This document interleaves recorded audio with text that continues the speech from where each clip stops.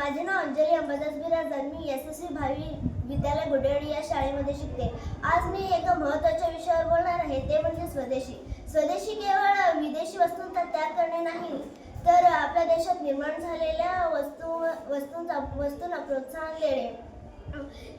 हे आपल्या स्वातंत्र्य चळवळीतील अविभाज्य भाग होते, ज्यातून भारताने आत्मनिर्भरतेचे स्वप्न पाहिले. ब्रिटिश काळात स्वदेशी चळवळीमध्ये भारतीय उद्योजकांना प्रोत्साहन चालना दिली. आजही आत्मनिर्भर भारत बनवण्याच्या आपल्या ध्येयासाठी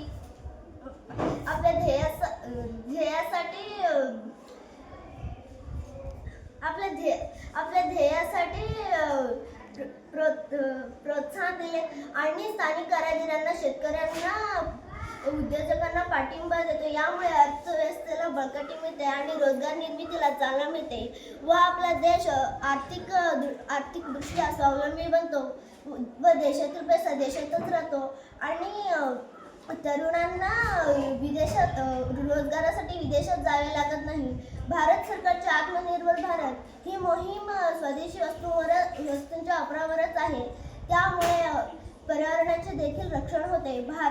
भारताची स्वातंत्र्य चळवळ ही भारत सरकारच्या स्वातंत्र्य चळवळीमध्ये ही संकल्पना केली की विदेशी वस्तूंवर बहिष्कार टाकून स्वदेशी वस्तूंचा वापर करावा. महात्मा गांधींनी स्वदेशीचा अर्थ असं सांगितलं की जवळच्या परिसराचा वापर आणि सेवा करणे हा आहे, ज्यातून आपला देश अधिक मजबूत स्वयंपूर्ण बनू शकेल. म्हणून आपण सर्वजण स्वदेशी वस्तूंचा वापर करावा आणि विदेशी वस्तूंचा वापर टाळावा. स्वदेशी वस्तूंचा वापर करणे हे एक आर्थिक निर्णय नाही, तर हे सामाजिक व सांस्कृतिक जबाबदारी देखील आहे.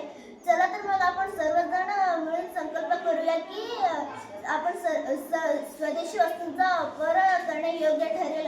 यामुळे आपला देश खऱ्या अर्थाने आत्मनिर्भर बनेल. धन्यवाद.